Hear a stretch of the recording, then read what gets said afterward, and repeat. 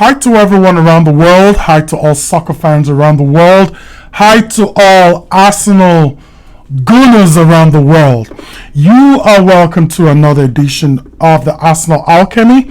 I remain your host, Simply Ike, giving you all the latest Arsenal business, especially now in the transfer window. There hasn't still been much going on.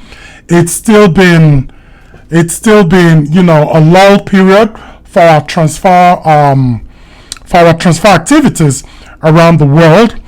But we're just going to delve into what is happening at the moment. At the moment, we are being linked, and it's very, very strong. We are being linked to Brentford's midfielder. His name is Christian Nørgaard. This is according to David Ornstein, a very reputable sports soccer journalist.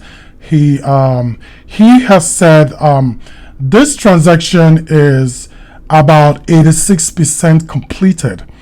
That is a very high number.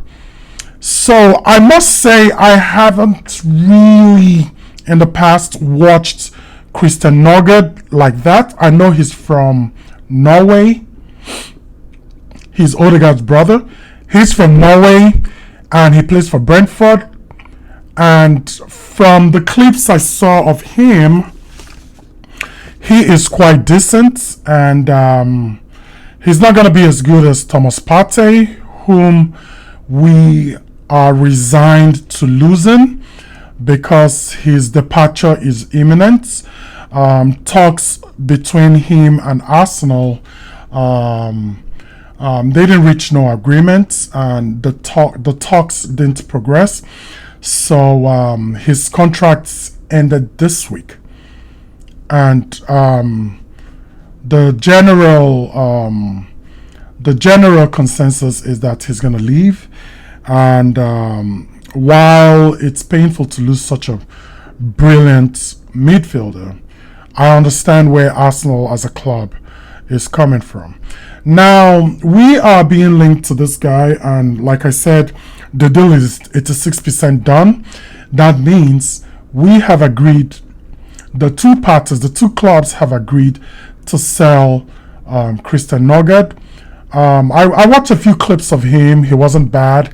He wasn't the most mobile, but his positioning was quite good.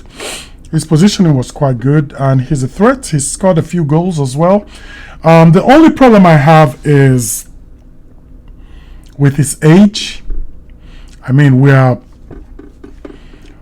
getting rid of Partey, whom is 31, 32, and getting another 31-year-old player. And I know from what I saw of the guy, he's not a very mobile guy, but he has good positioning. He tackles hard. He's a destroyer mostly. So the only problem I have with him is the age. I don't think he has the legs to cover the grounds in the EPL. So, well, we'll see how that goes. He knows his role. He's gonna be an understudy to Zubimendi. He's gonna be a bench player. He knows he's gonna get some. He's not gonna be a starter, and I'm sure he knows his situation in the Arsenal team. It's just like the Jorginho purchase. He knew he wasn't going to be a bang-on starter, but he came nonetheless, and he came and put in a very good shift for us for 2 years. So yes, this transaction is just like the Jorginho, and the money is quite reasonable. It's about £9 million, which is very reasonable. And yeah, if it's going to be a makeshift defender, if it's going to be a makeshift midfielder, then that's fine with me. So Sporting is being linked to Almeria's Ines Javier Suarez. So what this means is they are shopping for a number 9 for the imminent departure of Viktor Gyökeres, whom is heavily linked to us. I'm sure every single soccer follower knows this guy is linked to us and knows that Benjamin Sesko is linked to us as well. But in recent weeks, in recent days rather, the Sesko deal has kind of cooled off a little bit. It's now looking like the pendulum is swinging towards Viktor Gyökeres due to his willingness to join us. He wants to join us. He has made it very known he wants to join us. There is no doubt that this guy wants to be a part of this project. There is no doubt that this guy wants to be an Arsenal player next season, and he even wants the deal done. So for Sporting Lisbon to shop for a new player, that means they are resigned to the fact that he's going to leave. Now, according to the Portuguese press, it's called Gianluca Damasio. It's a very reliable press in Portugal. They said that Viktor Gyökeres to Arsenal is imminent, and there are some groundwork being done at the moment, but they are trying to make it as low-key discreet at this point as possible. This is what Gianluca Damasio reported. They said this transfer is imminent. The player is confident of moving to Arsenal. He has informed his friends, his family, everybody that he's going to move to Arsenal. While it gives me some kind of joy to hear this, but I want to see some progress. I want to see some official progress. I want to see a bid being sent. I want to see business being conducted by the two clubs to land this guy. As much as I like Sesko, I don't think he's the player we need now. I think this is the guy we need now. I've said it in my previous posts. This is the guy that will send shivers down the spine of the EPL defenders. This guy uses both legs, and both legs are equally strong. You know, he's a brilliant player. I've watched about 100 goals of this guy. Trust me, I watch him a lot. I've watched about 100 goals, the clips of this guy. This guy is what we need. You might say he's caused a lot of penalty, but he's caused them. He only lost one penalty in 2 years. And it was a very, very good save by the goalkeeper. This is the guy we want. This is the guy we should focus on. Remember, Benjamin Sesko has rejected us twice in the past. This guy, Arsenal is not really where he wants to be. Benjamin Sesko. He feels he has a whole aces. He feels he has the chips his way. So he's trying to control this transfer. That's why we should get someone that is 100% committed to the project. And there's no other striker in the world that will fit this project but Viktor Gyökeres. But like I said, it's advancing. And for this guy, Gyökeres, to reject two clubs in Juventus and Manchester United shows that he is confident of joining us. Remember, his agent had talks with us a couple of weeks ago, and I understand his agent has still been in talk with us. So what it means is that personal term is even agreed. Personal terms is no problem. It's just for us to agree on a sign-on fee. So this is very encouraging as an Arsenal fan, and I hope we double up our effort to get this guy done. Now, the next topic that's been making the rounds, has been strong, is our link to Real Madrid's Rodrigo. Now, a lot of people keep saying, oh, Rodrigo is the answer. Rodrigo is what we want. Rodrigo is who's going to win us the league. But look, I hate to bust your bubble, but I don't see it that way. The player doesn't see it that way. The player, his body language doesn't suggest he wants to come to Arsenal. He hasn't told the coach he wants to come to Arsenal. A youngster in Arda Güler is the one benching Rodrigo at the moment. He benched him with Carlos Ancelotti. He's benching him with the new coach in Alonso, Xabi Alonso. Arda Güler is the one benching this guy. And all of a sudden, people think he's the answer for us to win the league. I don't think so. For Brazil national team, he interchanges with Martinelli on the left side. Martinelli even gets more playing time than him since Martinelli was called up. He was first called up, but since Martinelli was first called up, Martinelli has enjoyed some game time even better than Rodrigo. Now, Rodrigo is a very good player, and I'll tell you, he kind of edges Martinelli in technicality. But in overall play, we see a Martinelli that has pace. We'll see a Martinelli that is a goal threat.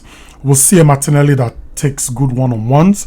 We see a Martinelli that defends tirelessly. I will see a Martinelli that is on about £150,000 a week, rather than a Rodrigo that will potentially cost us about £300,000 a week. Now you have to look at the financial implications of this deal. You have to look at that. The financial implications of this deal is going to really hurt us. We have to break our wage structure for this guy. This is a guy that can defend. He is good. He's a very good player. He's but he has a lot of shortcomings. For example, the two games between Real Madrid and Arsenal. Tell me one single instant that Rodrigo was brilliant in those two games. Not just one game, in the two games. The guy was nowhere to be found. The guy wasn't there. Against very good opposition, the guy disappears. That is not, and you can't not tell me in the two games he played, in the two legs of the Champions League, you can't tell me he was better than Martinelli in those two legs. In fact, Martinelli scored a goal.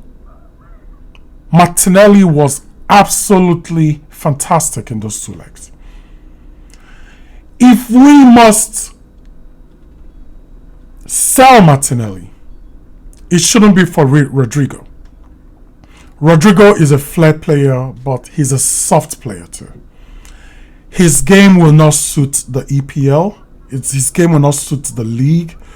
He's gonna struggle with the physicality of the Premier League.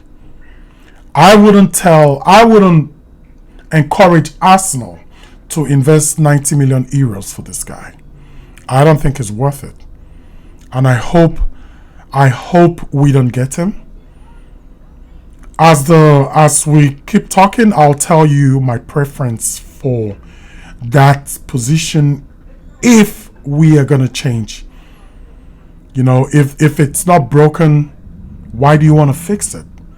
Martinelli is good. His numbers are okay. It's not the greatest numbers. He was injured last season. He had a hamstring injury last season. We should give this guy a benefit of the doubt. This guy loves Arsenal. He wants to improve. And I feel If the coaching staffs work on him, he's going to improve. His decision making sometimes lacks, but a lot of times it's good. We just don't take the chances he creates. You know. So another deal is the Kepa deal, which is progressing. I heard he's actually due for a medical. But what I don't understand is he's going to be on about £150,000 a week. These are the kind of deals I don't like to see. You know, getting a player for that amount is a lot. I don't know how they're going to do it. There's been talk about a reduction in wage, but for now he's on £150,000 a week. The other big news is that Arsenal's link to Rafa Leao of AC Milan is going stronger again, because the player posted a picture of him wearing a graphic of Thierry Henry's image on his shirt. And he boasted about how he loves Thierry Henry, he's his idol.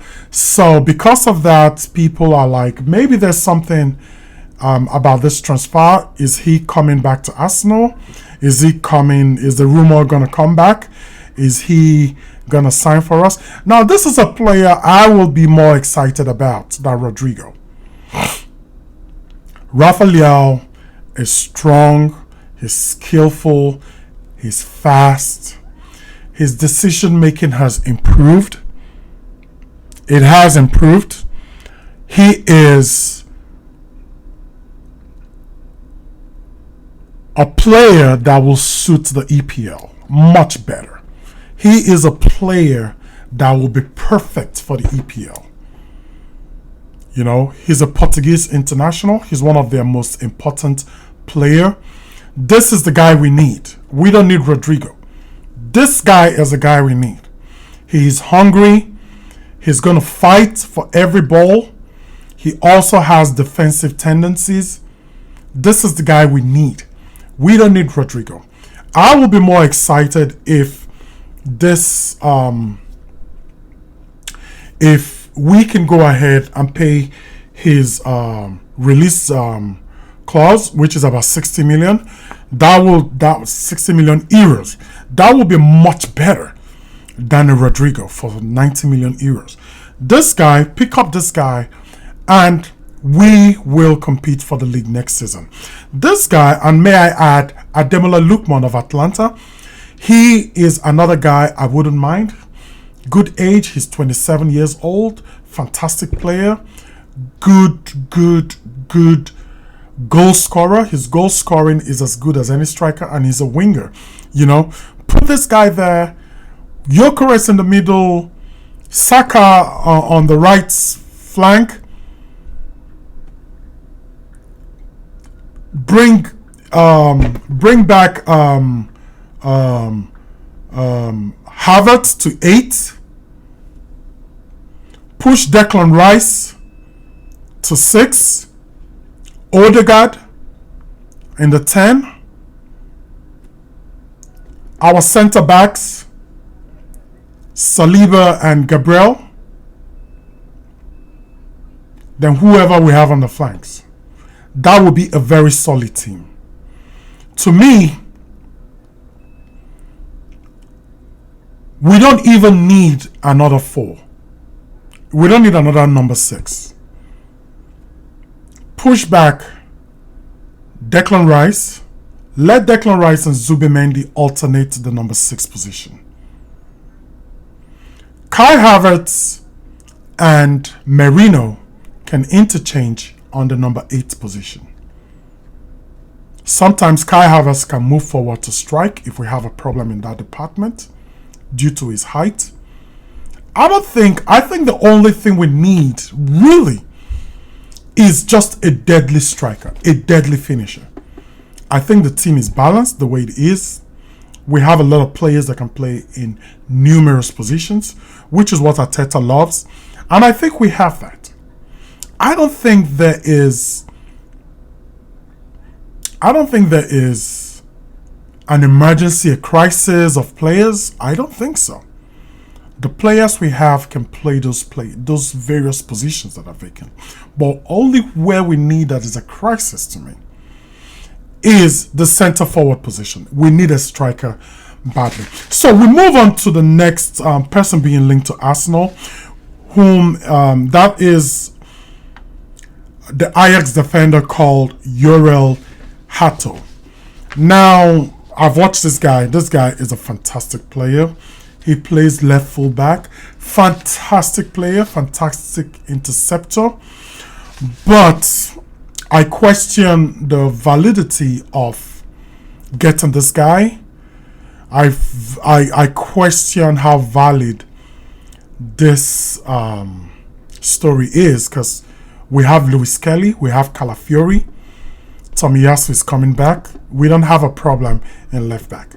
Yes, Tierney and Zinchenko are leaving, but we still don't have a problem in left back. You know, we don't have a problem in left back. This guy is a left back defender, good player, like I said, and I don't think Arsenal is ready to. His release clause is 38. They put his cost at 38 million. I don't think Arsenal is ready to drop that kind of money at the moment. We can see Arsenal is trying to be very frugal with the spending. Arsenal is trying to outsmart the market at the moment. You know, they're not going to look at 38 million pounds for a project player. Besides, like I said, we have Lewis Kelly there, whom is doing well. He's doing very well, in fact. He was just given a new contract.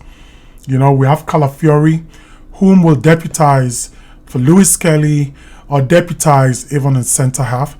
You know, so I think at the back we are fine. Timber and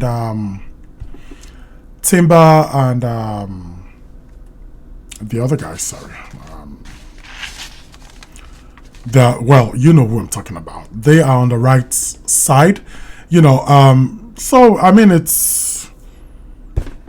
I think the club is balanced. Don't forget we have people like Ethan Nwaneri coming up, you know, knocking on the door to break into the first team.